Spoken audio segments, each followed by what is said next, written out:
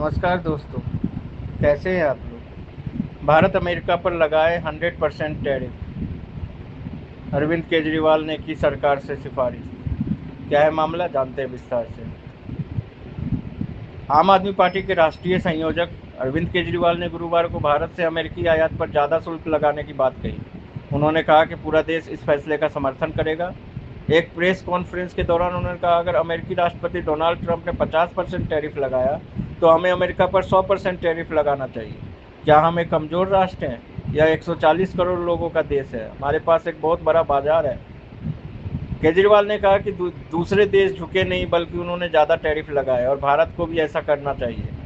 उन्होंने आगे कहा, कोई भी देश भारत को नाराज़ करने का जोखिम नहीं उठा सकता। हम 140 करोड़ लोगों के देश हैं।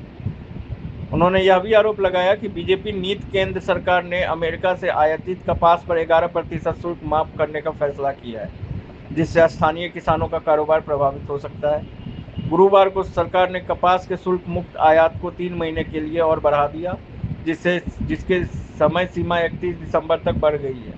इससे पहले 18 अगस्त को वित्त मंत्रालय ने 19 अगस्त से 30 सितंबर तक कपास आयात पर शुल्क में छूट दी थी। आप प्रमुख ने कहा कि प्रधानमंत्री नरेंद्र मोदी का यह निर्णय भारत के किसानों के लिए नुकसानदेह साबित हो सकता है। उन्होंने मांग की कि सरकार अमेरिकी आयात पर ज़्यादा शुल्क लगाए। केजरीवाल ने सम्मेलन में कहा कि भारत अमेरिका से आयातित कपास पर 11% शुल्क लगाता था। इसका मतलब था कि अमेरिकी कपास घरेलू कपास से महंगा था, लेकिन मोदी सरकार ने 19 अगस्त से 30 सितंबर तक इस शुल्क को माफ़ करने का फैसला किया है। इसका मतलब है कि कपड़ा उद्योगों को सस्ता कपड़ा मिलेगा। उन्होंने दावा किया कि अक्टूबर में जब कपास बाजार में बिक्री के लिए आएगा तो खरीदार कम होंगे।